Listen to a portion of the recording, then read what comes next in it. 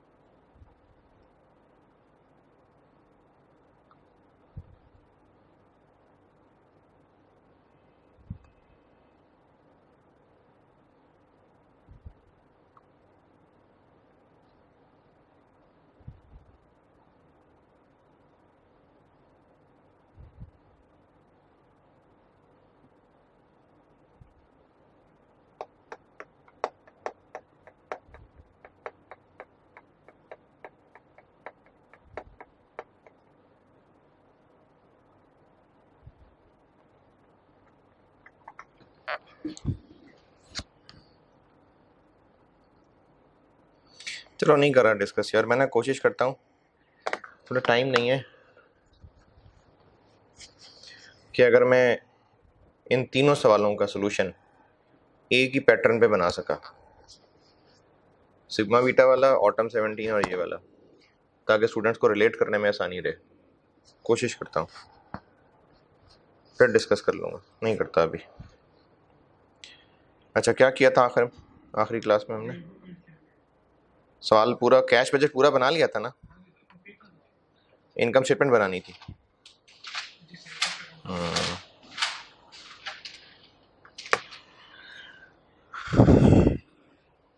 करे,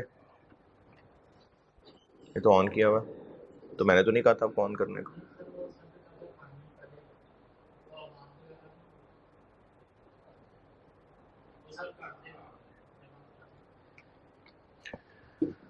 अस्सलाम वालेकुम, दुरूद शरीफ पढ़ लें।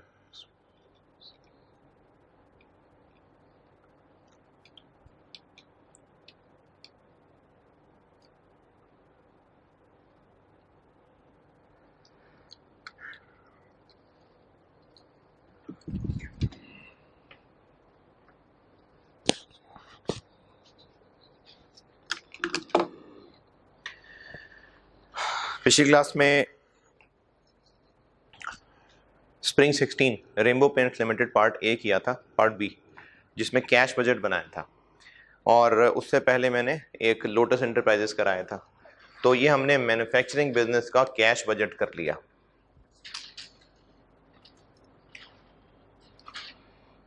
एक सवाल होमवर्क दे रहा हूँ और वो होमवर्क है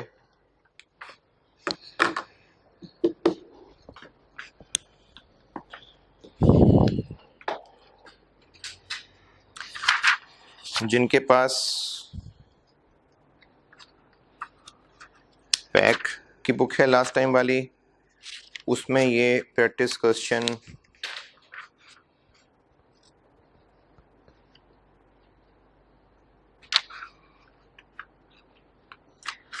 प्रैक्टिस क्वेश्चन 3 था। जिनके पास लास्ट टाइम पैक की बुक है उसमें प्रैक्टिस क्वेश्चन 3 था, पेज 255 पे, स्प्रिंग 2018 सादिक लिमिटेड के नाम से। राइस की बुक में सादिक लिमिटेड स्प्रिंग 2018।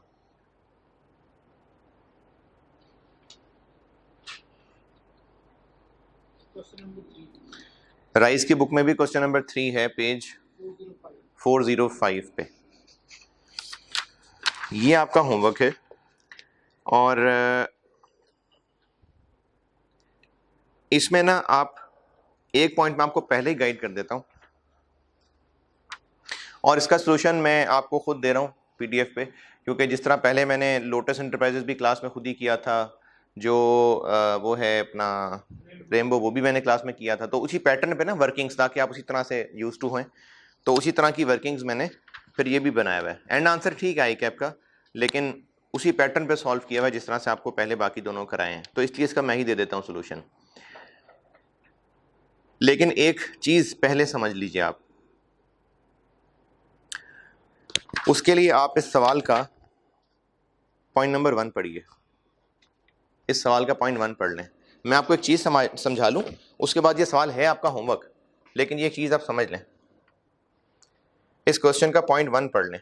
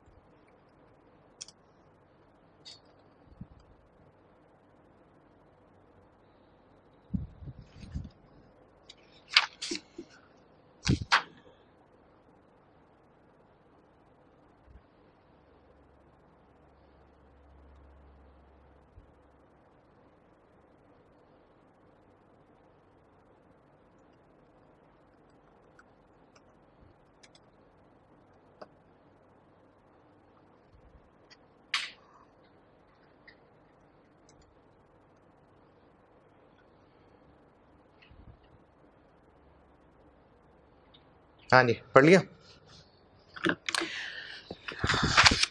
अगर ऐसा होता, ये लिखा होता कि सेल्स 20% ग्रो करेंगी, क्वांटिटी सेल्स यूनिट्स, तो हम क्या करते हैं कि सेल्स को भी 1.2 करते हैं और जितने वेरिएबल खर्चे हैं उनको भी 1.2 करते हैं। क्यों? क्योंकि सेल्स की क्वांटिटी बढ़ेगी तो सारे वेरिएबल खर्चे भी बढ़ेंगे। इस सवाल में सेल्स का जो ग्रोथ है वो 2 टुकड़ों में बताया। ये कहा कि जो टोटल सेल्स में से पिछले साल कितनी क्रेडिट थी, कितनी कैश थी?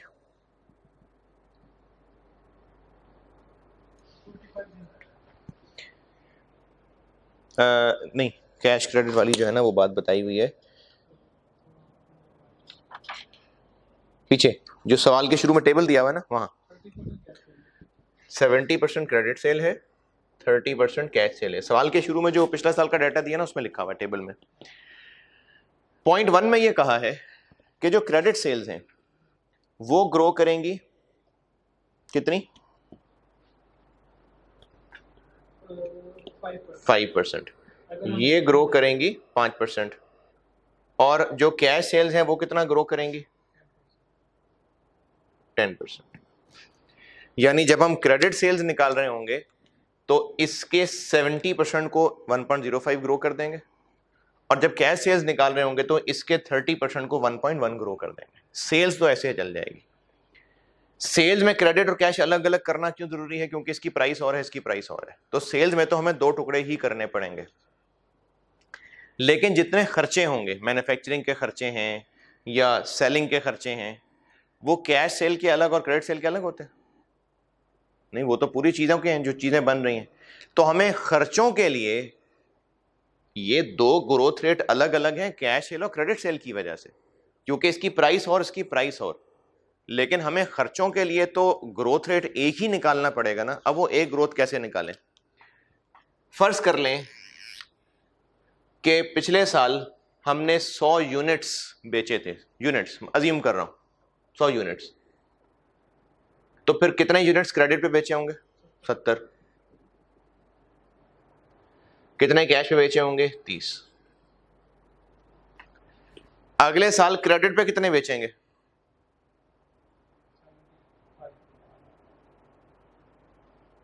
70 यूनिट्स पिछले साल बेचे थे, अगले साल हम 5% ज्यादा बेचेंगे।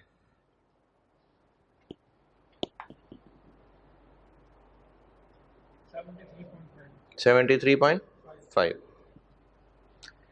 पिछले साल हमने 30 यूनिट्स कैश पे बेचे थे, अगले साल 10% ज्यादा बेचेंगे। कितने बेचेंगे? 33। अगले साल हम टोटल कितने यूनिट्स बेचेंगे?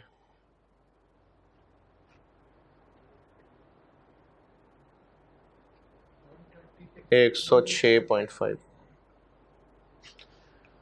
टोटल मिला के इतने यूनिट्स बेचेंगे ना। पिछले साल कितने बेचे थे? 100। तो पिछले साल 100 बेचे थे टोटल, अगले साल टोटल 106.5 बेचेंगे, तो टोटल कितना ग्रो करेगा? 6.5। ये ग्रोथ रेट है जो हम सारे वेरिएबल खर्चों में इस्तेमाल करेंगे। दोबारा सुने, क्रेडिट सेल्स का ग्रोथ रेट अलग और कैश का अलग, ये अलग ही चाहिए क्योंकि इनकी प्राइस और इनकी प्राइस और। जब आप वर्किंग के अंदर क्रेडिट सेल्स निकाल रहे होंगे ना तो उसमें आप ग्रोथ रेट ये वाला इस्तेमाल करेंगे, जब कैश सेल्स निकाल रहे होंगे तो ये इस्तेमाल करेंगे। लेकिन जब खर्चे देखें, चीजें बनाई हैं, लेबर, मटेरियल, ओवरहेड्स, वो तो चीजों पे खर्चा है ना। इससे क्या फर्क पड़ता है कि वो क्रेडिट पे बिक रही है कि कैश पे बिक रही है?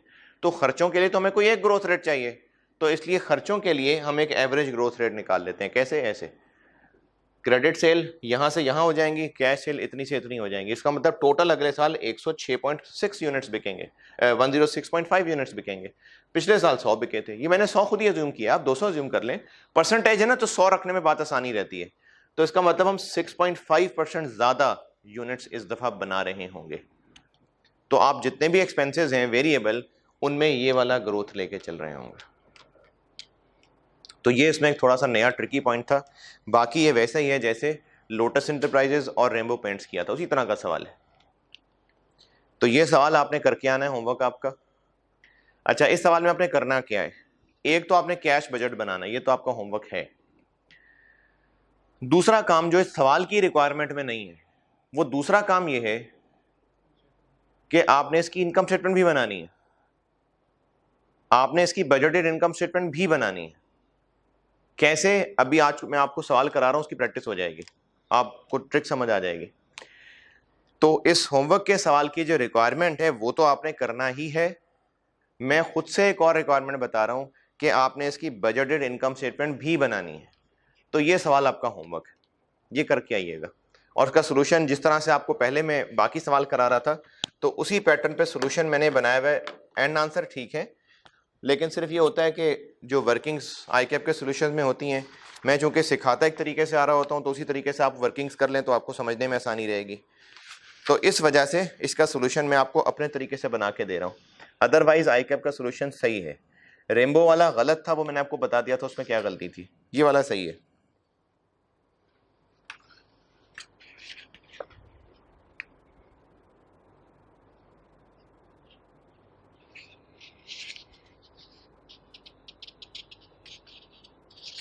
ठीक है जी, ये सवाल करके आइएगा। चलें, अब कैश बजट बहुत है, बहुत हो गई प्रैक्टिस उसकी। 1.5 साल से कैश बजट नहीं आया, कैश बजट की बहरहाल बहुत है प्रैक्टिस। अब आते हैं बजटेड P&L पे। इस चैप्टर के शुरू में मैंने आपको बताया था कि एग्जाम पॉइंट ऑफ व्यू से बजट्स को मैं 3 टुकड़ों में बांट रहा हूं। एक मैंने कैश बजट लिखा था, एक बजटेड P&L लिखा था, और एक मैंने अदर बजट्स कहे थे। तो कैश बजट करा दिया, बहुत है। अब बजटेड P&L पे आते हैं। ये वर्ड निकाल लें तो आपको P&L बनाना आता है ना, तो बजटेड से क्या फर्क पड़ेगा? डाटा बजटेड होगा, आपने उस बजटेड डाटा से P&L बनाना होगा। फिर भी आप बहुत नन्हे मुन्ने होते थे जब P&L बनाना सीखा था, मैं आपको फिर भी इखलाकन फॉर्मेट बता देता हूँ। Sales less cost of sales, और इस कॉस्ट ऑफ सेल्स के अंदर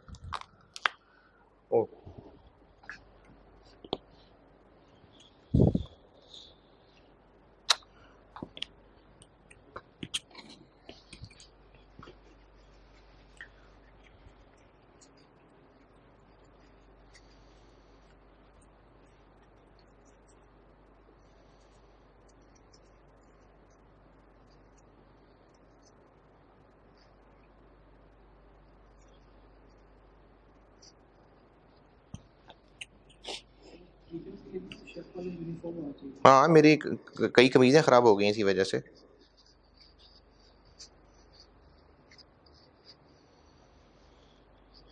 वो एप्रन पहनना चाहिए आगे ना। मेरी शर्ट्स खराब हो गई हैं, ये तो बचत होगी।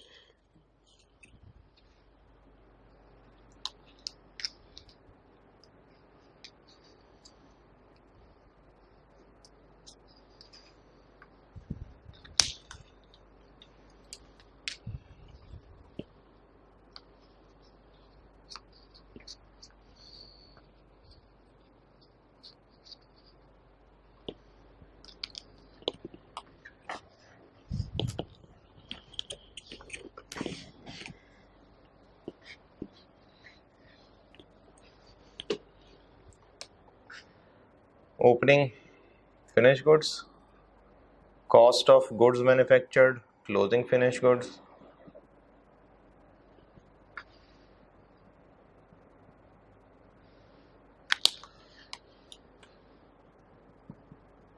Gross profit less operating expenses,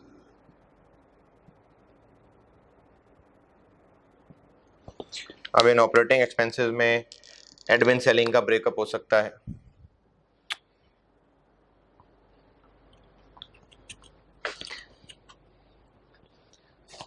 ये तो बड़ा औखा है P&L।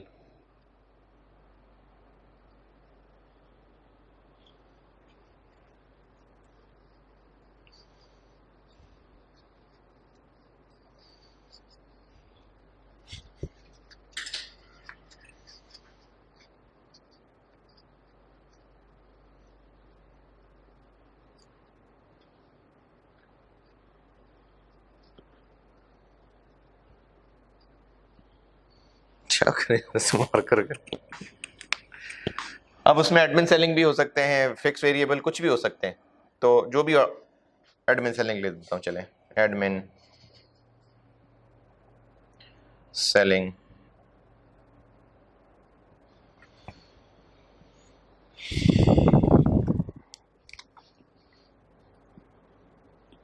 और net profit.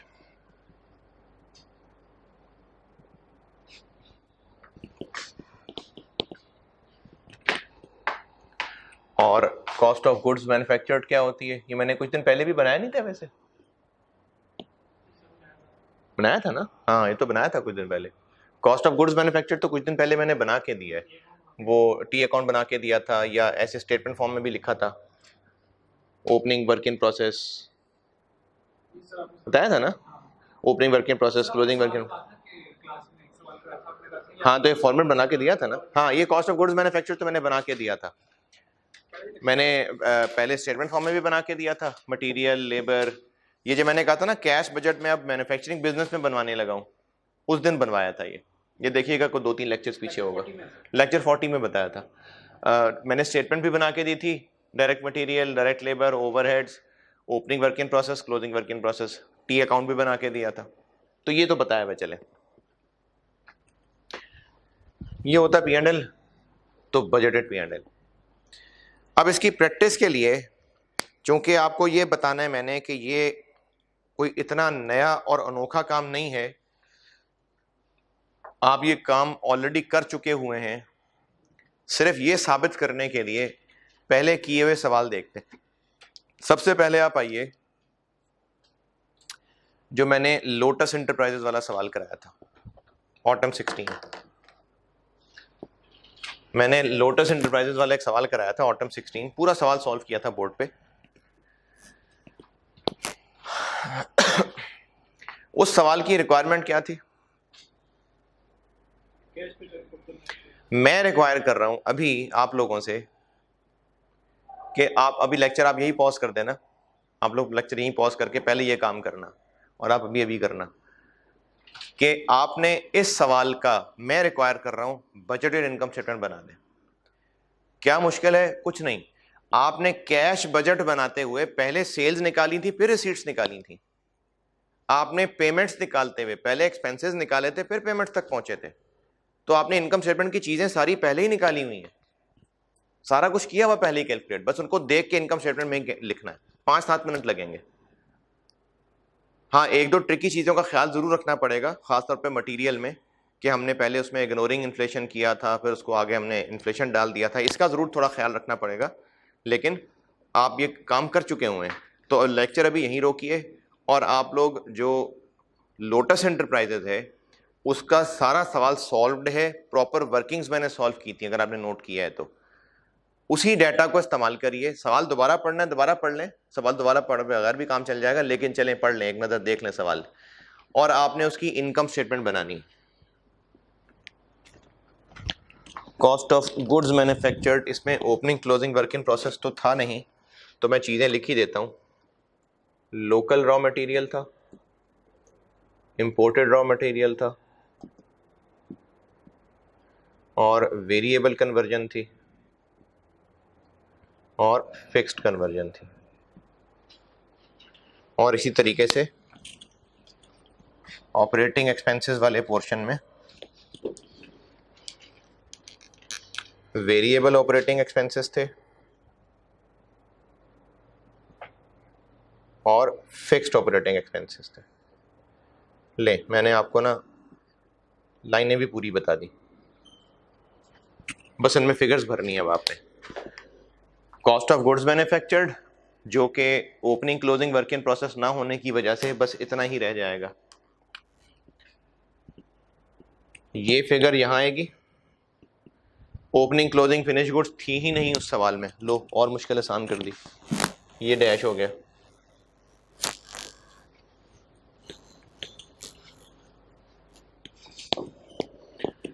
Opening closing finish goods ही नहीं थी।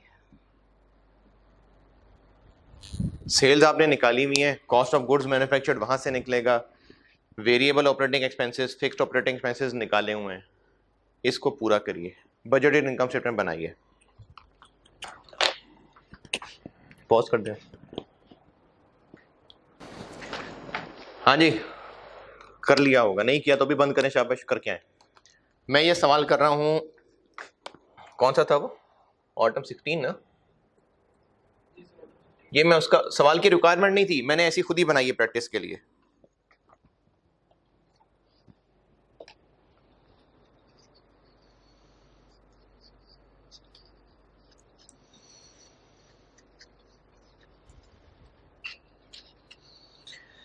सेल्स, सेल्स वर्किंग की हुई है, कैश सेल्स भी निकाली हुई है, क्रेडिट सेल्स भी निकाली हुई है। कितनी कैश सेल्स बताना, cash sales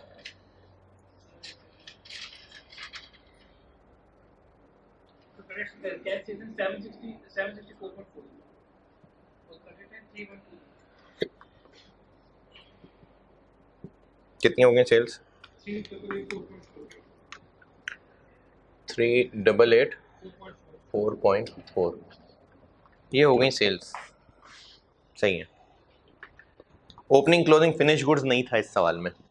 local raw material consumption, raw material consumption होता है opening plus purchases minus closing. Opening raw material local वाला कितना था, 60 था ना कि नहीं, 60 था मेरे ख्याल में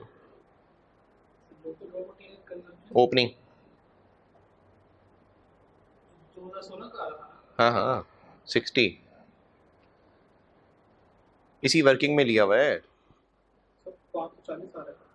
ओपनिंग की बात कर रहा हूँ, opening raw material 60। Raw material consumption निकाल रहा हूँ मैं, opening stock plus purchases minus closing stock.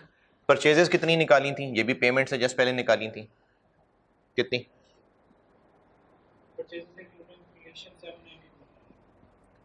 Minus closing. हाँ यहाँ पर गड़बड़ हो जाएगी, 78 क्लोजिंग स्टॉक निकाला हुआ था हमने इग्नोरिंग प्राइसेस, हालांकि ये तो नई प्राइसेस पे होगा ना, तो 78 को महंगा करना मत भूलना, 1.1 78 को महंगा करना ना भूलना, क्योंकि 78 तो हमने किया हुआ था इग्नोरिंग इन्फ्लेशन, असल में तो वो महंगा ही होगा क्लोजिंग स्टॉक, ये इनमें से होगा ना महंगे वाले में से, तो इसको महंगा करना ना भूलना। भूल गए, कितना आ गया लोकल रॉ मटेरियल कंजम्पशन,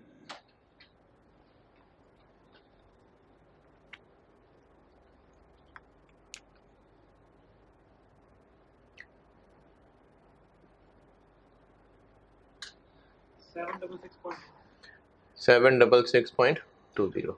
अच्छा इसी तरह से इम्पोर्टेड पे आ जाते हैं। इम्पोर्टेड का ओपनिंग कितना, 98 था शायद। इम्पोर्टेड की परचेजेस दो थी, एक वो थी जो पिछले साल एडवांस दे चुके थे, अब वो हमें रिसीव होनी थी 30, और एक वो थी जो इस साल हमने मजीद परचेजेस करनी थी 514। इम्पोर्टेड की परचेजेस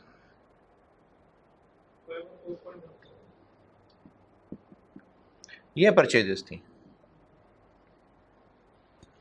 दो परचेजेस थी ना, एक एडवांस के अगेंस्ट परचेज थी 30, और ये वो है जो नई कैश परचेज थी, और माइनस क्लोजिंग,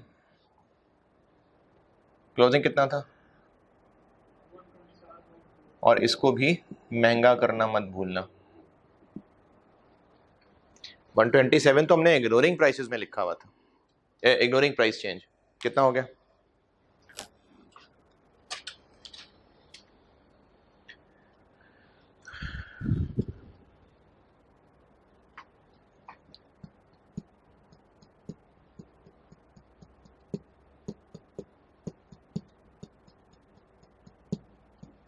आप चलो 502.00।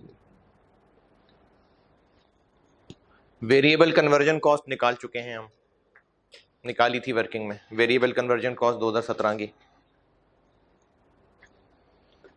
760.27। फिक्स्ड कन्वर्जन भी हम निकाल चुके थे, लेकिन हमने तब निकाली थी कैश की वर्किंग करते हुए, एक्सक्लूडिंग डेप्रिसिएशन, असल में थोड़ी एक्सक्लूडिंग डेप्रिसिएशन, वो भी तो एक्सपेंस है। तो फिक्स्ड हमने कितनी निकाली थी 2017 की, हमने निकाली थी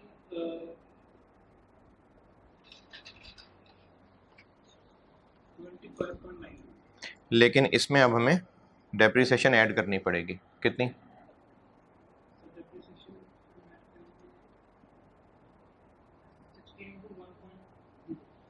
है कन्वर्जन में डेप्रिसिएशन कितनी थी, 16 थी शायद, 16, तो इनटू क्या था, इनटू क्या करना था, इन्फ्लेट, डेप्रिसिएशन थोड़ी इन्फ्लेट होगी, इन्फ्लेट वो चीज होती है जो हमने अगले साल फिर दोबारा खरीदनी होगी, दोबारा खर्चा करना होगा। डेप्रिसिएशन तो है जो प्लांट खरीदा था बस वो हर साल डेप्रिशिएट हो रहा है। कितनी? 41 पॉइंट। तो कॉस्ट ऑफ गुड्स मैन्युफैक्चर्ड बन गई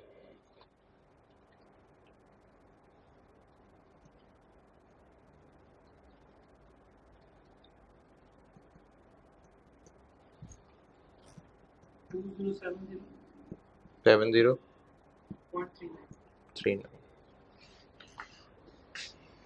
2070.39 2070.39 gross profit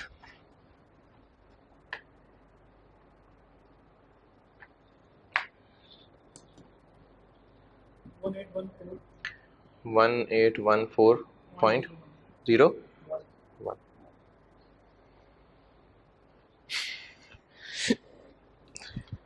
variable operating expenses working में निकाले हुए थे हमने 2017 के 1024.92। फिक्स्ड ऑपरेटिंग एक्सपेंसेस भी निकाले हुए थे 5.4 थे शायद, मेरा ख्याल है 100 कुछ थे। अच्छा 100.44। और कितनी रिडक्शन साइड पे की थी?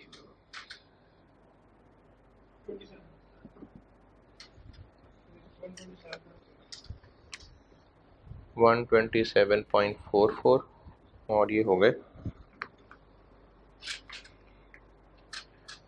115.36। तो नेट प्रॉफिट आ जाएगा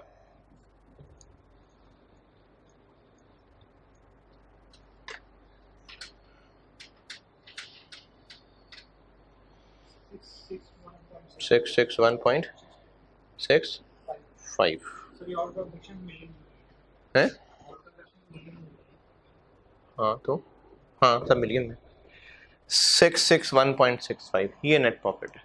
तो इस सवाल से मैंने आपको ये सिखाया है कि अगर आप कैश बजट के लिए जो मेहनत कर रहे थे, प्रैक्टिस कर रहे थे ना उसी की, तो अगर उसी में एक पार्ट आ जाता है कि बजटेड इनकम स्टेटमेंट भी बना दें तो ये कोई नई मेहनत नहीं है, ये ऑलरेडी सब मेहनत की हुई थी। मैंने इसमें क्या नया किया है, सिर्फ ये क्लोजिंग स्टॉक वाला एक ट्रिकी पॉइंट था, बाकी ये सारा कुछ आपने कैलकुलेट किया हुआ है। मैंने आप ही की कैलकुलेटेड फिगर्स को यहां लिखा है, बस कोई नई फिगर कैलकुलेट नहीं की है। तो जो कैश बजट के लिए मेहनत की हुई थी वही मेहनत बजटेड इनकम स्टेटमेंट के लिए हो गई। तो बजटेड P&L का एक सवाल प्रैक्टिस। अब दूसरा सवाल प्रैक्टिस करते हैं जो उस दिन रेनबो पेंट्स कर रहे थे, अब उस पर आ जाते हैं। वो मैं करता हूं बोर्ड पे, रेनबो पेंट्स मैं करता हूं बोर्ड पे।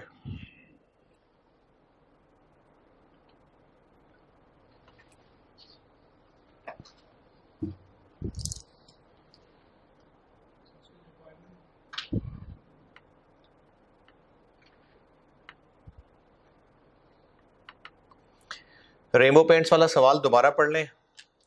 अब मैं उसका पार्ट ए सॉल्व करने लगा हूं, और एक काम ये करें कि जो मैंने कैश बजट बनाया था उसकी वर्किंग्स वगैरह सब दोबारा देख लें। मैं करने लगा हूं बोर्ड पे अब सॉल्व उसको।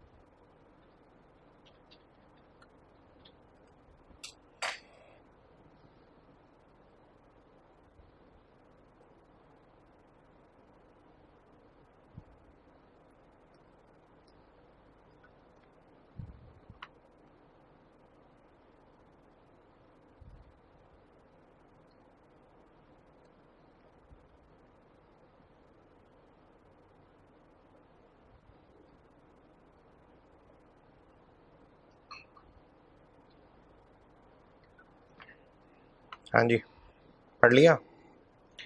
इसमें मैंने आपसे कहा है कि जो स्प्रिंग 16 मैंने सवाल पिछली क्लास में सॉल्व किया था, उसका कैश बजट जो सॉल्व किया था वर्किंग समेत, वो सारा एक नज़र देख लीजिए और सवाल को एक बार दोबारा पढ़ लीजिए, क्योंकि ये करेंगे तो ही सवाल सॉल्व करने का फ़ायदा है। जी नोट कर लिया, करूँ शुरू या अभी नहीं किया?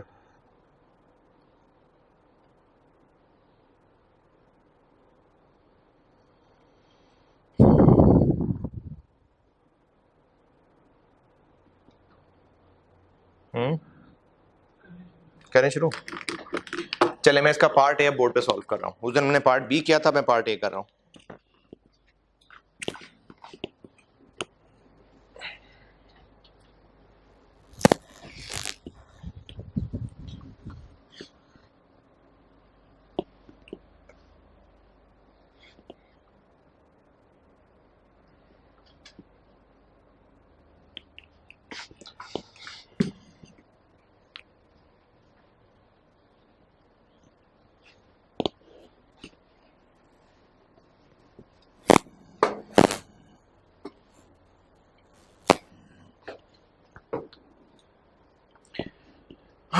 ये मैं स्प्रिंग 16 पार्ट ए कर रहा हूँ। स्प्रिंग 16 का part A.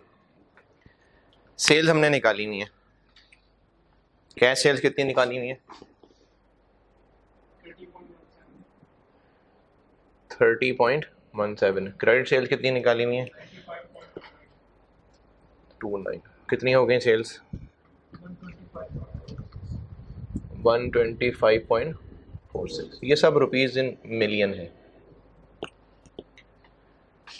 Opening finish goods कितनी है?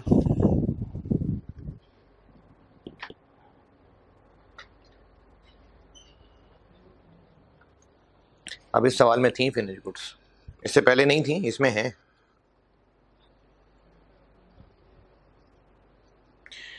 – 2016 की जो क्लोजिंग थी, हम 2017 का बजट बना रहे हैं ना, तो जो 2016 की क्लोजिंग थी वही 17 की ओपनिंग है।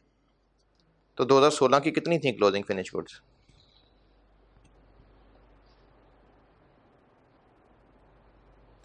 – 2016 की क्लोजिंग फिनिश गुड्स कितनी थी? सवाल में नहीं दी हुई।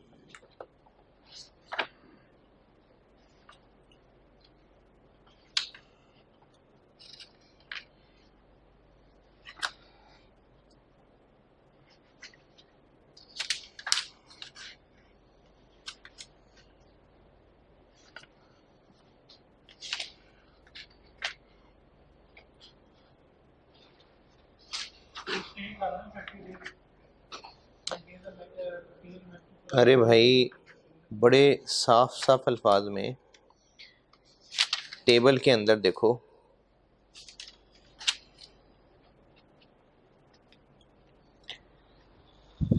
इससे ज्यादा क्लियर और क्या देगा?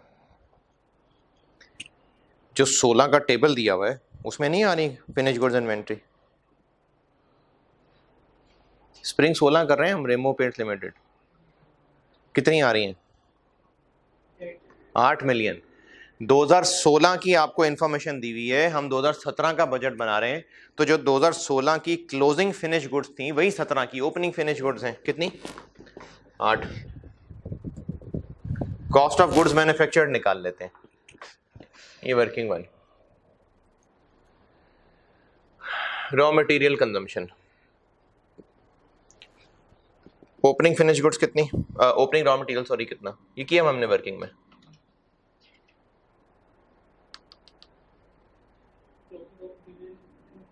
टू 2.5। परचेजेस निकाली थी हमने,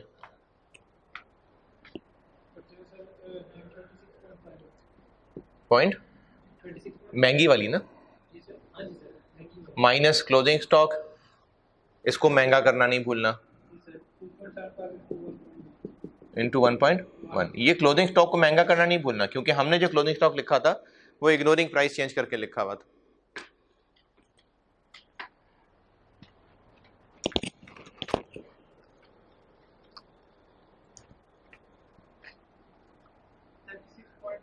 $36.0, चलिए 5। 6 कर लेते, 6 कर लेते। और क्या है? कन्वर्जन, वेरिएबल, फिक्स्ड, क्या चीज़ लिखी हुई? कन्वर्जन वेरिएबल लिखी हुई, कन्वर्जन वेरिएबल। ये कितनी थी? हमने वर्किंग की हुई है 21.38। कन्वर्जन फिक्स्ड, ये भी वर्किंग की हुई है, लेकिन ये हमने वर्किंग की थी एक्सक्लूडिंग डेप्रिसिएशन। तो एक्सक्लूडिंग डेप्रिसिएशन कितनी थी? 9 पॉइंट, प्लस डेप्रिसिएशन कितनी?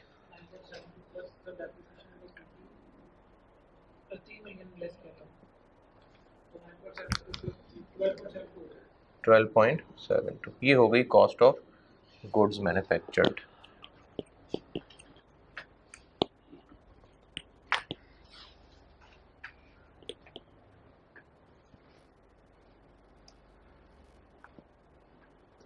करो कैलकुलेट।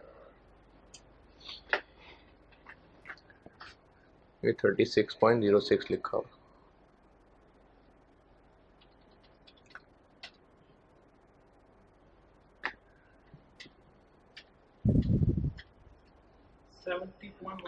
$70.16।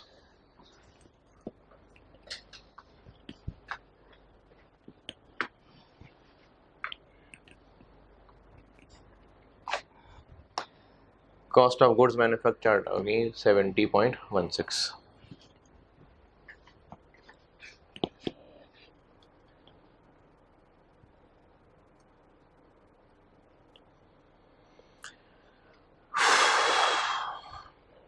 क्लोजिंग फिनिश गुड्स, इसमें एक अच्छी मुश्किल कैलकुलेशन है, ये मैं अलग से बताता हूँ। क्लोजिंग फिनिश गुड्स बताता हूँ, अच्छी कैलकुलेशन है, बाकी देखते हैं। वेरिएबल ऑपरेटिंग एक्सपेंसेस निकाले हुए हैं हमने।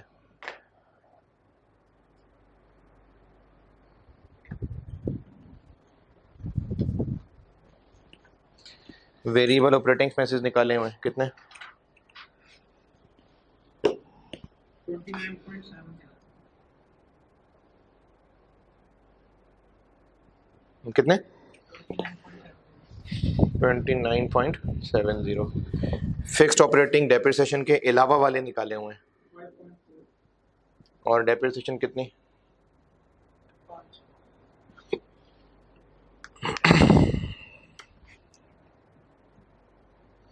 फिर इसके अलावा एक मार्केटिंग कैंपेन करनी है, कितनी?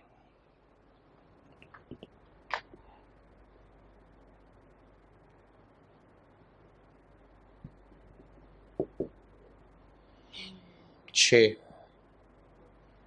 वो तो कैश 3-3 2 टुकड़ों में देना था ना, वरना जो 6 महीने की कैंपेन है वो है सारे 2017 के अंदर ही। पूरा 6 मिलियन उसी से रिलेट कर रहा है। वो तो पैसे अगले दिन देने की वजह से बजट से आउट हो गया था। देखो, हमने जिन 6 महीने की कैंपेनिंग करनी है वो सारे 6 महीने साल के अंदर ही हैं। वो तो पैसे थे उसके जो 3 मिलियन शुरू में और 3 मिलियन एंड पे थे। तो 3 मिलियन मार्च में फॉल करने की वजह से बजट में नहीं आया था, कैश बजट में, लेकिन एक्सपेंस तो है।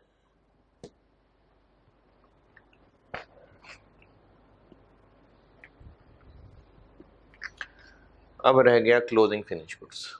उसके अलावा ये सारा कुछ किया हुआ है कैलकुलेट, सिर्फ क्लोजिंग फिनिश गुड्स इसमें एक नई चीज है।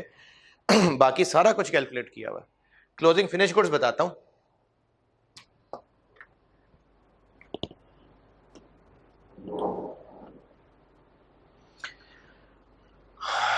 ये ऑपरेटिंग एक्सपेंसेस का टोटल कितना आ गया?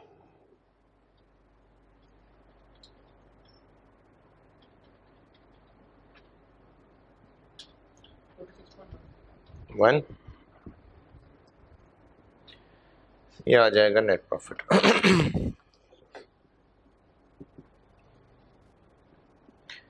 क्लोजिंग फिनिश गुड्स इन्वेंट्री के अलावा बाकी सारा कुछ हम कर चुके हुए थे पार्ट बी करते हुए ही। यानी अगर ये सवाल देख के आपको लगता है कि 16 नंबर में इतना बड़ा सवाल, P&L भी है, कैश बजट भी है, तो कैश बजट में जो मेहनत हो गई ना, वही मेहनत P&L में काम आ रही है। या इन अदर वर्ड ये कह लें कि जो P&L के सवाल में मेहनत कर लेंगे वही कैश बजट में काम आएगी। चलें, क्लोजिंग फिनिश गुड्स निकालता हूं मैं अब।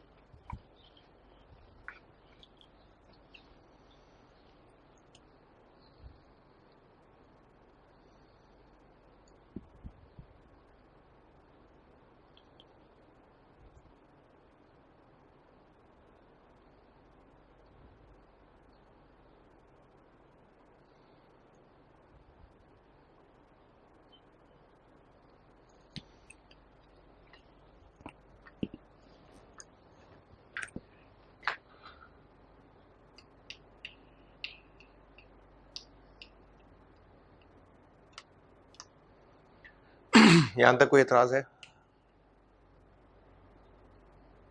किधर हो, जाग रहे हो? क्लोजिंग फिनिश गुड्स समझा है? देखा तो सके क्लोजिंग फिनिश गुड्स निकालता हूं।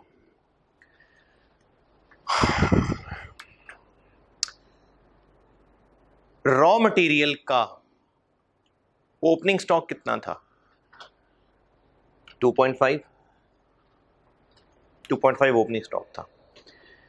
अगर ये कहा होता, ये मैं रॉ मटेरियल की बात करूं, अगर ये कहा होता कि जितने यूनिट्स 2016 में थे 17 में भी रॉ मटेरियल के उतने ही यूनिट स्टॉक में पड़े होंगे, तो 17 का स्टॉक कितना होता?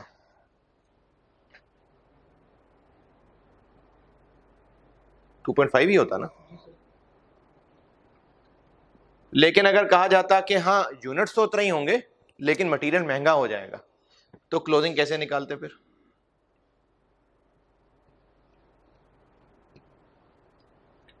अगर ये कहा होता कि यूनिट्स तो उतने ही होंगे लेकिन महंगाई तो होगी, जितनी महंगाई होगी उसको कितनी महंगाई, कितनी है मटेरियल की महंगाई?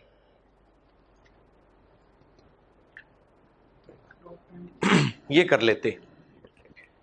लेते अगर रॉ मटेरियल का ओपनिंग स्टॉक 2.5 है जो कि है, अगर सवाल में ये कहा होता कि इसके यूनिट्स अगले साल भी इतने ही होंगे लेकिन महंगाई है, तो अगले साल का स्टॉक ऐसे निकालते ना। कौन सा इन्फ्लेशन रेट लगा है? मटेरियल का, कन्वर्जन का, किसका? मटेरियल का। क्यों? क्योंकि हम रॉ मटेरियल की बात कर रहे हैं। फिनिश गुड्स पे आते हैं। फिनिश गुड्स का ओपनिंग स्टॉक 8 मिलियन है और सवाल के पॉइंट नंबर 3 में लिखा हुआ है opening and closing finish goods inventory quantity would be the same. तो फिर क्लोजिंग फिनिश गुड्स भी इतना ही होता, लेकिन इन्फ्लेशन तो हो रही है, तो इस पे इन्फ्लेट कर लेते। कौन सी इन्फ्लेशन? मटेरियल की। लेकिन क्या ये 8 मिलियन सिर्फ मटेरियल है? फिर इसमें तो कन्वर्जन भी है और कन्वर्जन की इन्फ्लेशन डिफरेंट है। कितनी है?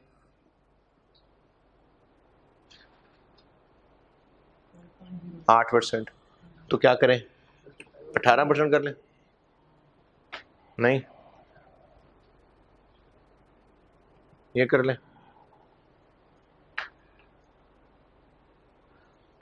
मटेरियल था ना, तो मटेरियल की क्वांटिटी चूंकि सेम रहनी है तो फिर इसने सिर्फ इन्फ्लेट होना था, क्योंकि अगले साल का मटेरियल महंगा वाला होना था, तो हम मटेरियल की इन्फ्लेशन लगा लेते।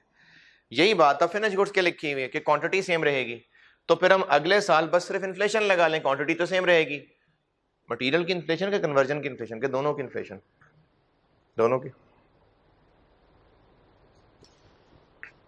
कुछ गड़बड़ नहीं होगी?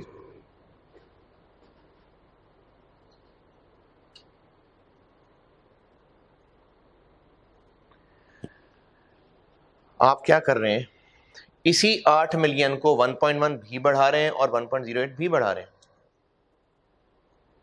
इस 8 मिलियन में कुछ कंपोनेंट मटेरियल का है, कुछ कंपोनेंट कन्वर्जन का है।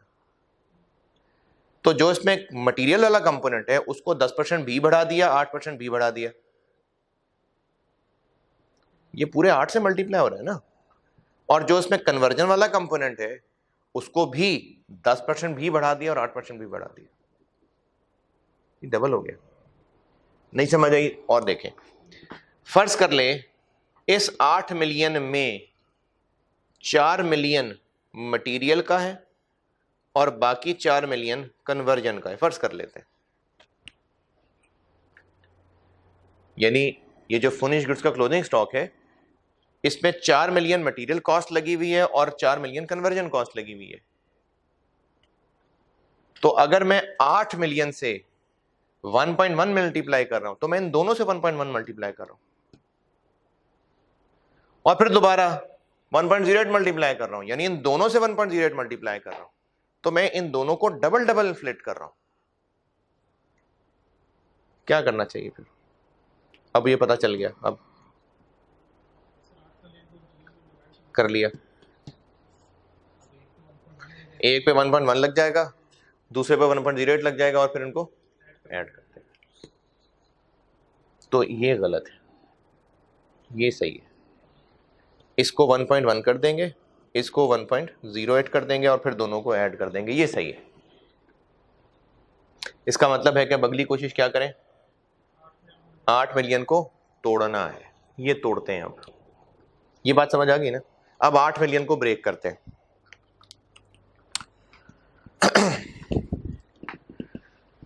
अगर सवाल में कहीं ये लिखा होता कि जब गुड्स बन जाती हैं तो उनकी टोटल जो कॉस्ट आई होती है उसमें से 60% मटेरियल होता है, 40% कन्वर्जन होती है, तो क्या करते? 8 मिलियन को 60-40 तोड़ लेते। अगर सवाल में कहीं लिखा होता कि जब गुड्स पूरी बन चुकी होती हैं तो उनमें से 50% मटेरियल और 50% कन्वर्जन, ये मैं स्टेज ऑफ कंप्लीशन नहीं कह रहा, ये 50% 60% स्टेज ऑफ कंप्लीशन नहीं बोली मैंने कहा है कि टोटल कॉस्ट का 60% हिस्सा मटेरियल कॉस्ट को रिप्रेजेंट कर रहा है, 40% हिस्सा कन्वर्जन कॉस्ट को रिप्रेजेंट कर रहा है, ये कह रहा हूं मैं। तो हम परसेंटेज लगा लेते हैं ना 8 मिलियन पे, लेकिन अब ये परसेंटेज बताई नहीं है, एक और तरीके से ढूंढते हैं। जो 16 की इनकम स्टेटमेंट दी हुई है उस पर गौर करते हैं। 2016 की इनकम स्टेटमेंट पे गौर करें। ये 2016 ही का बचा हुआ है ना 8 मिलियन।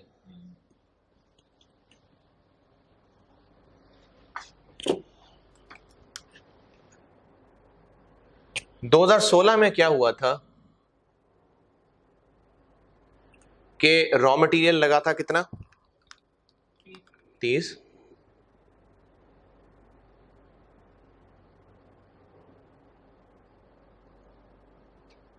और कन्वर्जन, अच्छा कन्वर्जन को मैं दो हिस्सों में तोड़ रहा हूं।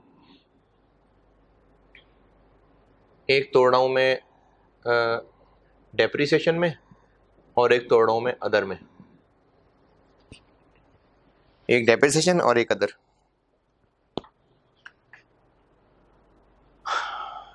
कन्वर्जन 30 लगी थी ना, 18 और 12 30।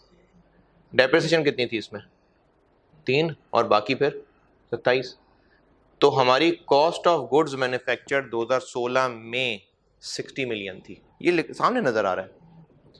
Opening closing work in process नहीं है तो इसलिए यही कॉस्ट ऑफ गुड्स मैन्युफैक्चर्ड है। 16 में टोटल ये कॉस्ट ऑफ गुड्स मैन्युफैक्चर्ड थी। यहां से हमें रेशियो नजर आ रहा है कि इस टोटल में से 50% मटेरियल कॉस्ट होती है, इस टोटल में से 45% अदर कन्वर्जन कॉस्ट है, 5% डेप्रिसिएशन है।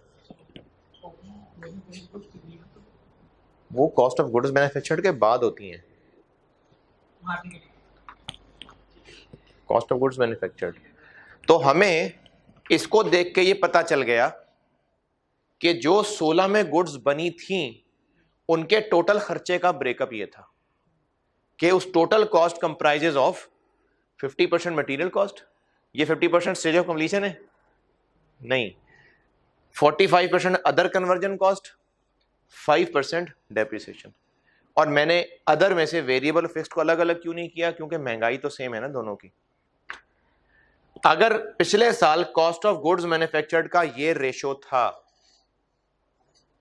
तो यही रेशो जो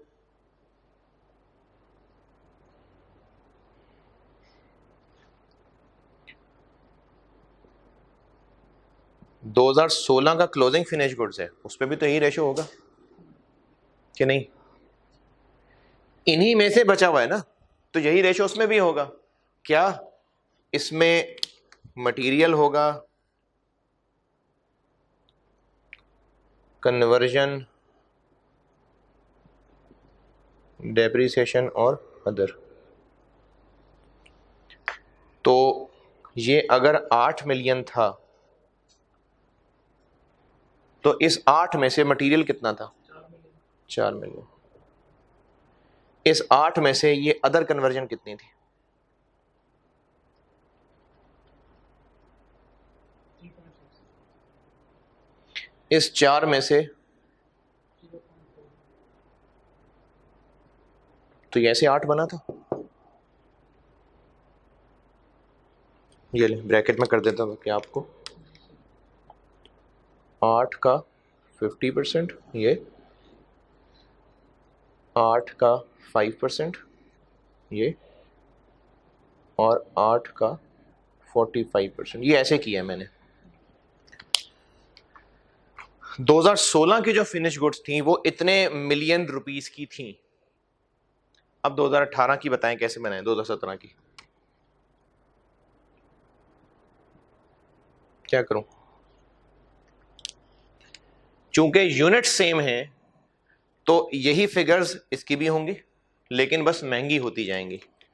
तो रॉ मटेरियल कंजम्पशन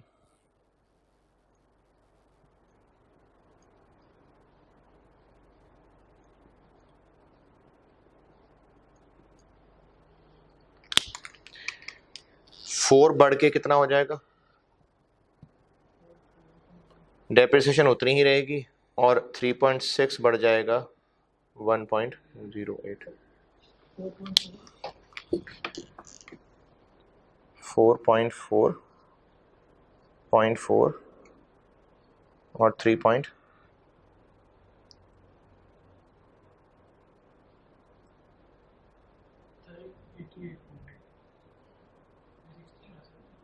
3.6 है ना?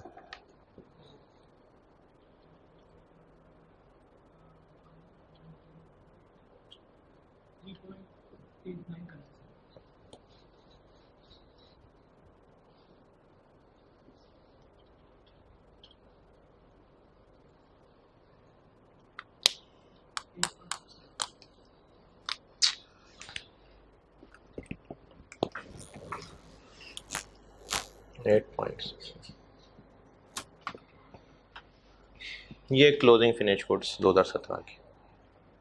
हमने पहले 2016 की कॉस्ट ऑफ गुड्स मैन्युफैक्चर्ड का रेशियो देखा, इन्हीं में से ये बची हुई थी, तो यही रेशियो इन पे भी होगा यकीनन। 2016 की फिनिश गुड्स की क्लोजिंग ब्रेकअप लिखा, और चूंकि यूनिट्स इतने ही रहेंगे, यानी अगर ये 20 यूनिट्स है तो फिर ये भी 20 यूनिट्स हैं, सिर्फ महंगाई होनी है, तो हर कंपोनेंट में अकॉर्डिंगली महंगाई डाल दी।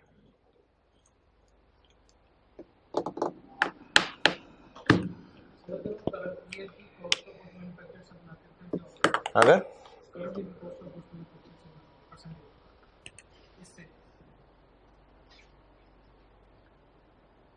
मेरे साइड में पहले ये तरीका है।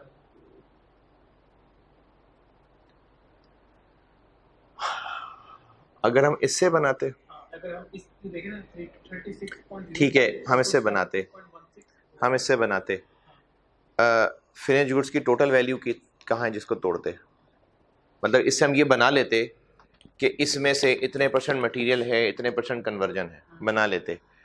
वो ब्रेकअप किस पे लगाते?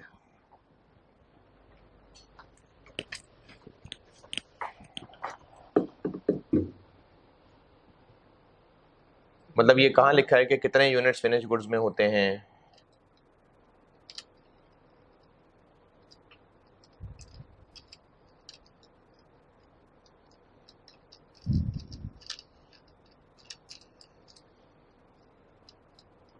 हमारे पास ये इंफॉर्मेशन थी ना, तो ये इसमें से बने हुआ था, इसलिए ये रेशियोस पे ले ली।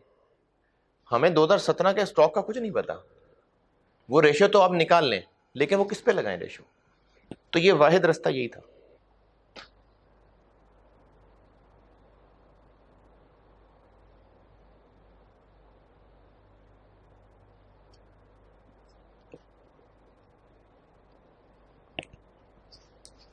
ठीक है,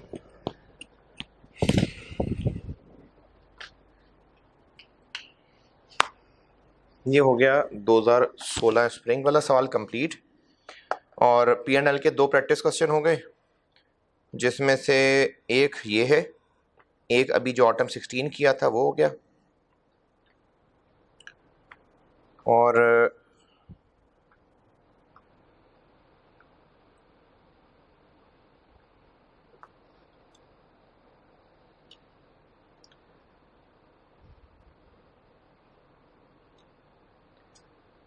यार 2 सवाल होमवर्क के 1 सवाल होमवर्क।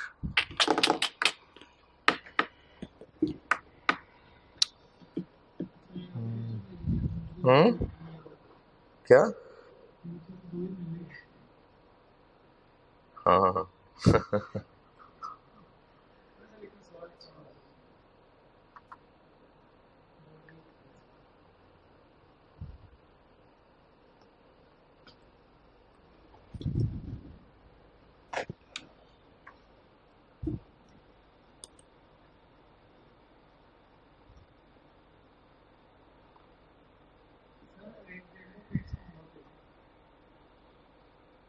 रेनबो पेंट्स होती है।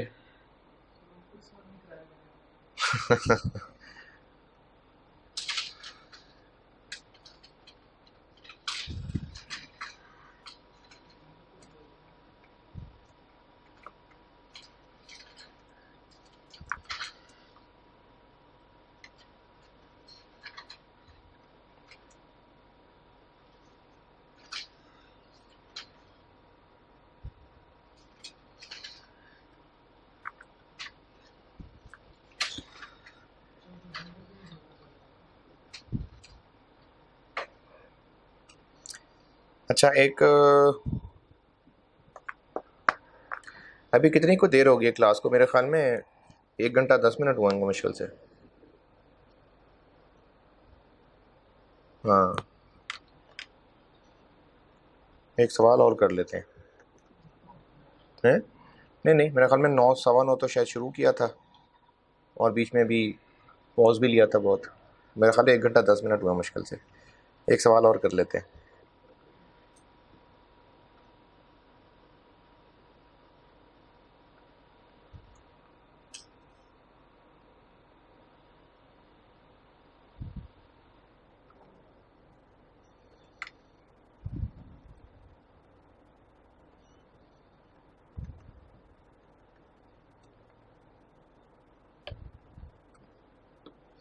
मैं चाह रहा हूँ कि बीच में ना एक आसान सा ट्रेडिंग बिजनेस का सवाल है, वो भी हो जाए ताकि नंबर तो। हाँ, ट्रेडिंग का है। एक आसान सा ट्रेडिंग का सवाल है, कर लेते हैं। हाँ, क्लास में कर लेते हैं।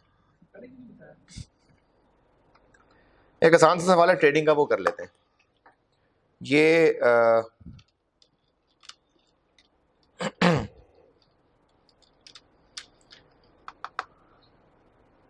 बल्कि ऐसा करते हैं कि ये ना अगर मैं कराऊंगा ना तो टाइम लगेगा, आप पे छोड़ूंगा तो आपका काम बढ़ेगा। मैं कराना चाह भी रहा हूँ और कराने पे टाइम भी नहीं लगाना चाह रहा, क्योंकि आसान सवाल है। तो ऐसा करता हूँ, सवाल और सॉल्यूशन से दिखा के डिस्कस कर लेता हूँ, पर्पस पूरा हो जाएगा। बस असल में ये ऐसा सवाल भी नहीं कि मैं बोर्ड पे करूं, टाइम लगाऊं उस पे, और अगर आपको दे दिया तो आपका घर का काम बढ़ जाएगा। तो ये अगर मैं सॉल्यूशन भी डिस्कस कर लूंगा ना तो काम चल जाएगा। ऐसे कर लेते हैं। आपको मैं भी ये सॉल्यूशन इधर से दिखा देता हूं।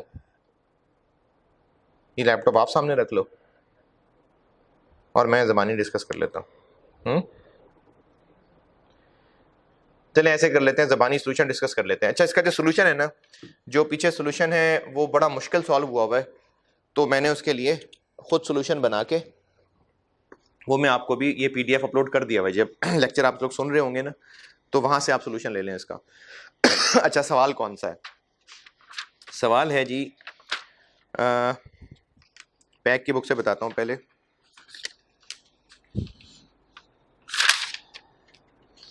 ये एक आसान सा इनकम स्टेटमेंट का सवाल है, और मैं बस ये चाह रहा हूं कि ये हमारा नंबर ऑफ सवाल में काउंट हो जाए, ताकि मुझे भी तसल्ली हो जाए कि हमने प्रैक्टिस इतनी की है।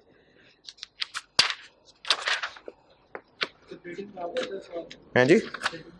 हाँ हाँ, और ये जो सवाल अभी करा रहा हूँ ना, ये असल में सीए फाइनल का है। ये जो आई कैप क्वेश्चन बैंक में उन्होंने सवाल डाले हुए हैं, इसमें से कुछ सवाल सीए फाइनल के भी हैं, लेकिन आपके लेवल के हैं। ये सीए फाइनल कहने का मतलब ये नहीं कि बहुत मुश्किल सवाल है, आपके लेवल के सवाल हैं। किधर गया अभी?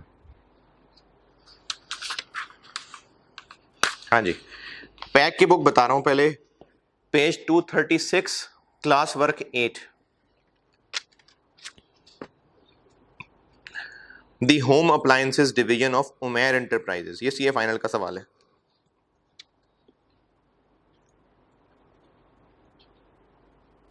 राइज में देखो है, आई कैप क्वेश्चंस के नाम से होगा, मेरी आई कैप क्वेश्चन बैंक वाले जो क्वेश्चन डले हैं ना, the home appliances division of Umer enterprises.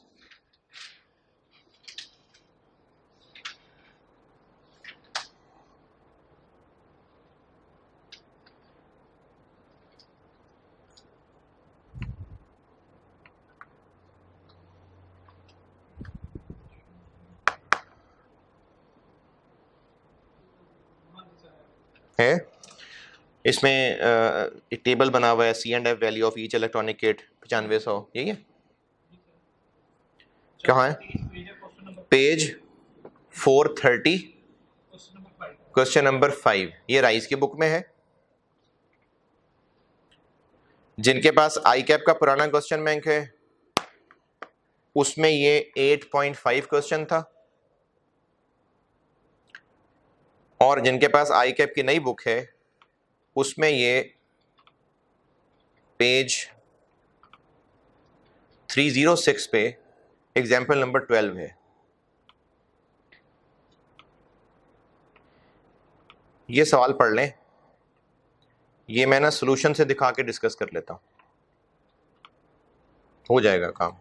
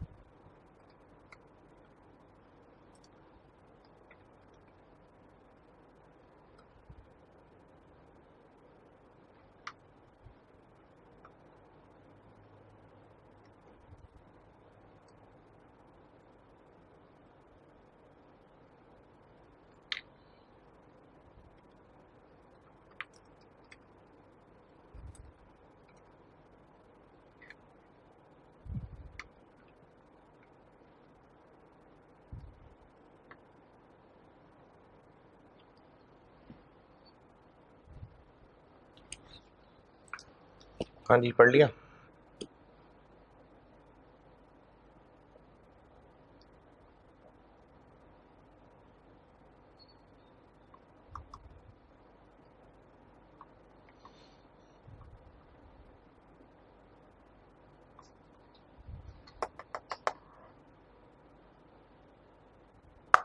अब क्या करूं, आपको कैसे बताऊं? मैं तो यहाँ से देख के बताना है।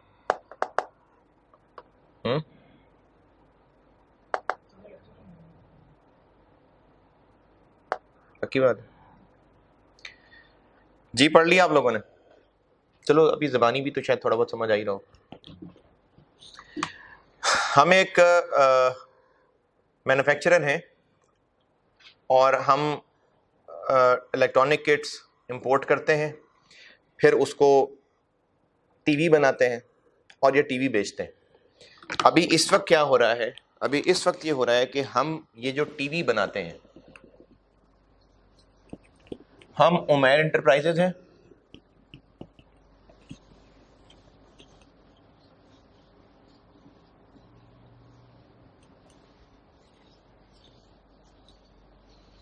हम उमैर एंटरप्राइजेज हैं।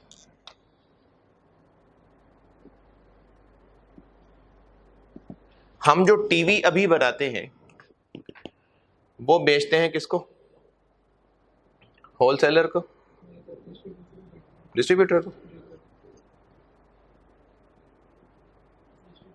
डिस्ट्रीब्यूटर आगे होलसेलर को बेचता है, होलसेलर आगे रिटेलर को बेचता है और रिटेलर आगे कस्टमर को बेचता है। अभी इस वक्त ये हो रहा है। अभी इस वक्त हमारा ताल्लुक सिर्फ डिस्ट्रीब्यूटर से। हम डिस्ट्रीब्यूटर को चीज़ें बेचते हैं, हमारा काम ख़त्म। वो आगे का मसला है कि ये किस किस को बेचता है। हम अभी सिर्फ अपने डिस्ट्रीब्यूटर को बेचते हैं। हम अपने डिस्ट्रीब्यूटर को कितने का बेचते हैं? कॉस्ट प्लस 25% पे। ये पॉइंट नंबर 1 में लिखा हुआ, कॉस्ट प्लस ना, तो 25% मार्कअप पे बेचते हैं। तो हमारी सेल सिर्फ डिस्ट्रीब्यूटर तक की है बस। पॉइंट नंबर 1 रिक्वायरमेंट में पूछा हुआ है कि अंडर प्रेजेंट सिचुएशन बताएं कंपनी का प्रॉफिट कितना होगा। सॉल्यूशन खोल लें, साथ मेरी बात सुनते रहना और सॉल्यूशन खोल लें। सबसे पहले आ जाए वर्किंग 1 के ऊपर। सबसे पहले वर्किंग 1 पे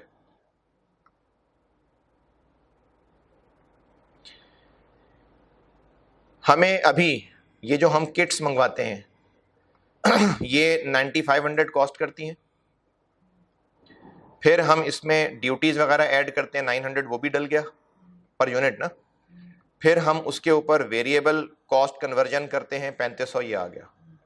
ये हमारी इसके ऊपर वेरिएबल कॉस्ट आ गई 13900। फिर इस पे हमारे फिक्स्ड ओवरहेड्स जो कि प्रोडक्शन ओवरहेड्स हैं, annual fix production expenses 12 million सवाल में दिए हुए हैं, लेकिन मैं इनको पर यूनिट लाने के लिए डिवाइड कर लेता हूं 5000 से, क्योंकि हम इस वक्त 5000 यूनिट्स बना के बेचते हैं। ये बात आपको सवाल में बताई हुई है कि अभी हम इस वक्त 5000 बना के बेचते हैं। Fix production overheads are allocated on the basis of budgeted production which is 5000। तो 5 से डिवाइड किया, पर यूनिट 2400 आ गया और हमें ये 16300 कॉस्ट करता है।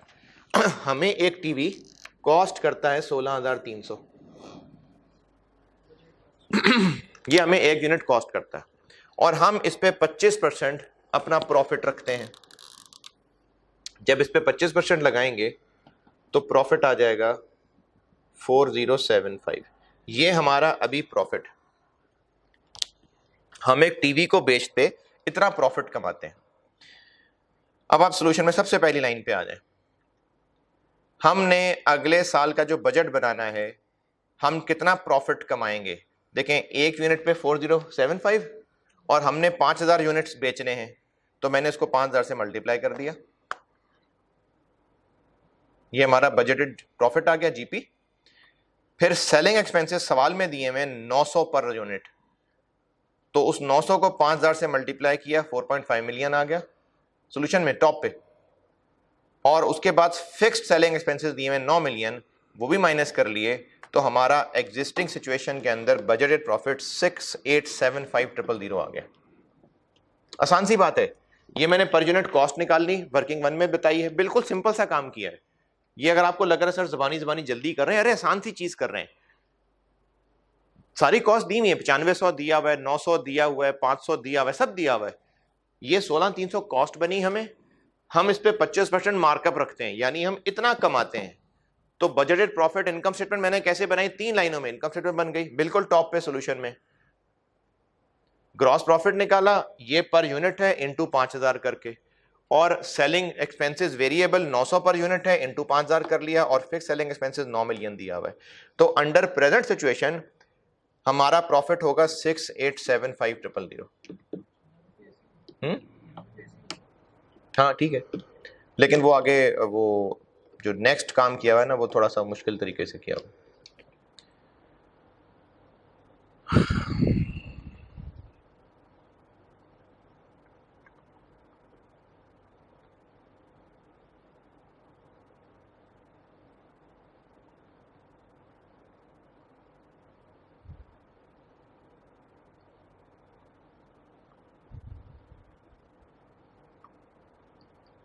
ठीक है, अंडर करंट सिचुएशन हो गया।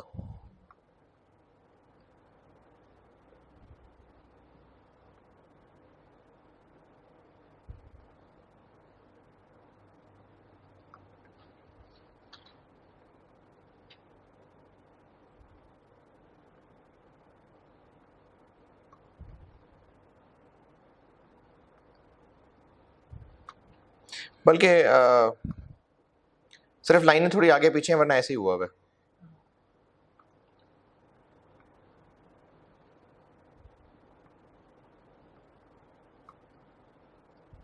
और उसके बाद थोड़ा सा राउंडिंग ऑफ का डिफरेंस आ रहा है बस। तो जितना ये पार्ट उनको आया आपने डायरेक्ट निकाले ना कॉस्ट ऑफ सेल, उसकी सेल और तो आपने डायरेक्ट वो निकाले नहीं चाहिए, उसकी सेल कॉस्ट से हाँ निकाल के लिखना। ठीक, मतलब बहुत ज़्यादा फर्क नहीं है, बहुत ज़्यादा फर्क नहीं है।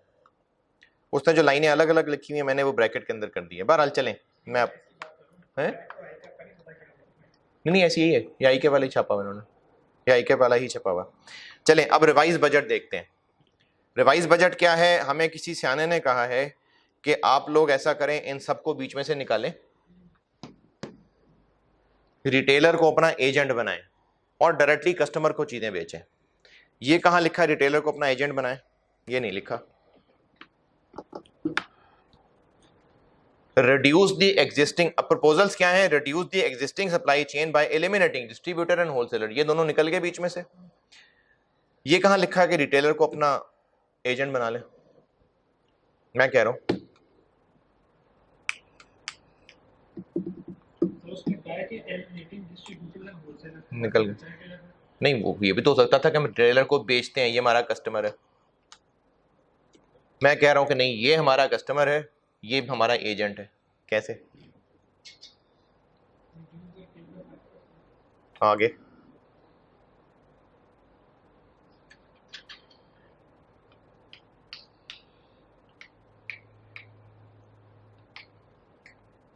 रिटेलर को 15% कमीशन दे रहे हैं, तो कमीशन हम कस्टमर्स को देते हैं, एजेंट को देंगे ना। तो ये हमारा एजेंट है जो हमारे बिहाफ पे कस्टमर को सेल कर रहा होगा। तो हमारी सेल्स, इनकम स्टेटमेंट की सेल्स क्या होंगी, रिटेल प्राइस जिस पे कस्टमर को चीज बिक रही है,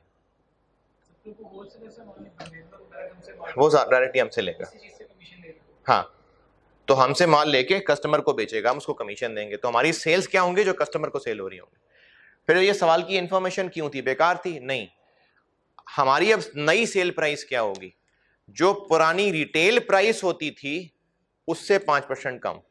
तो इसका मतलब पहले हमें पुरानी रिटेल प्राइस निकालनी पड़ेगी और उसके लिए सारा सिलसिला गुजारना पड़ेगा।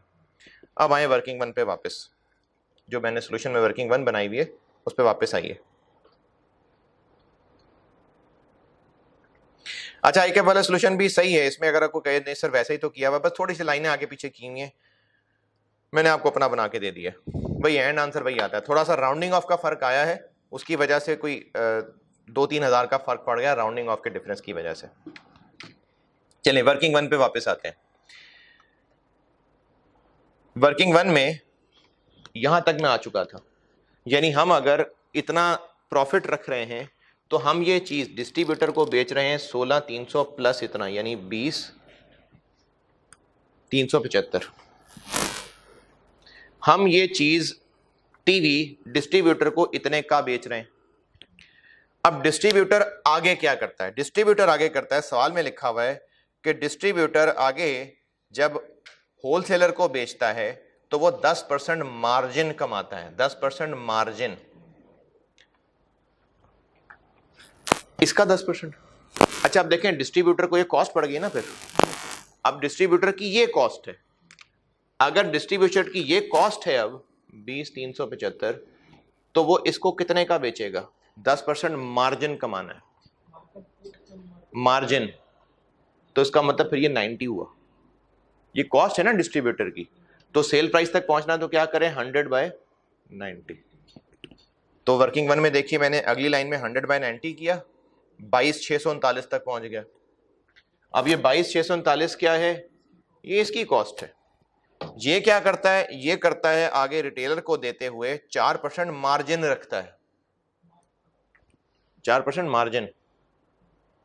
होलसेलर रिटेलर को 4% मार्जिन पे रखता है, तो इसका मतलब ये कॉस्ट है और अब ये 4% मार्जिन, यानी 100/96। तो देखिए अगली लाइन में मैंने 22,639 को 100/96 कर लिया, ठीक है। ये जो 22,639 है ये 100/96 होके कितना बन गया? 23,582। 23,582। ये क्या है? ये रिटेलर को कॉस्ट पड़ रही है, ये अब रिटेलर को कॉस्ट पड़ रही है। रिटेल प्राइस तक कैसे पहुंचे?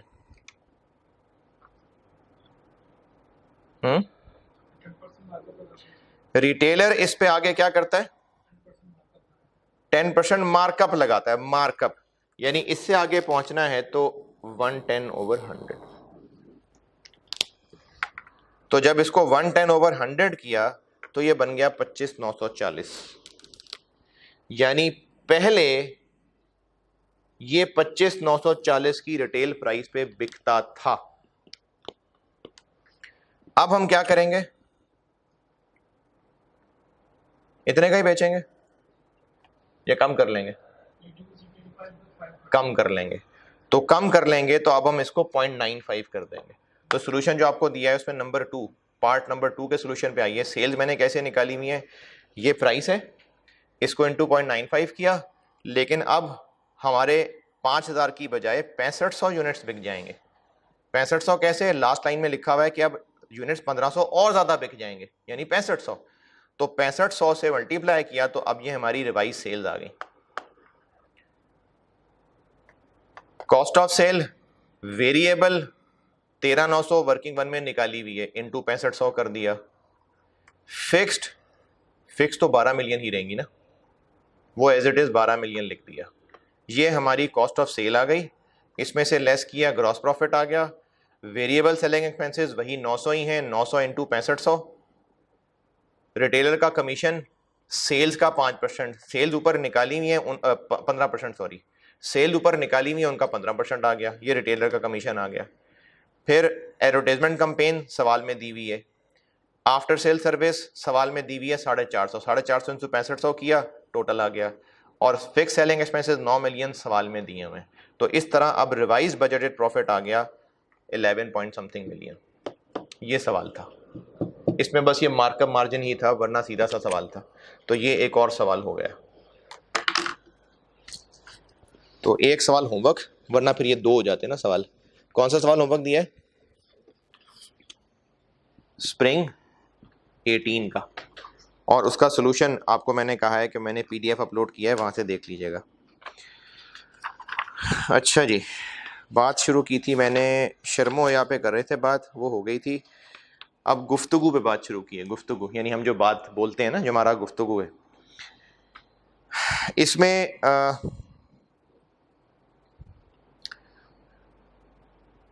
कुरान पाक में इरशाद है, अल्लाह का हुक्म है और लोगों से भली बात कहो।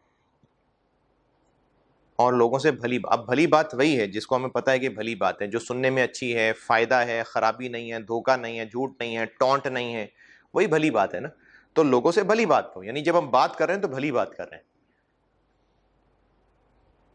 इसी तरह से कुरान पाक में एक और जगह इरशाद है कि कोई लफ्ज उसकी ज़बान से नहीं निकलता मगर उसके पास लिखने वाला मौजूद होता है।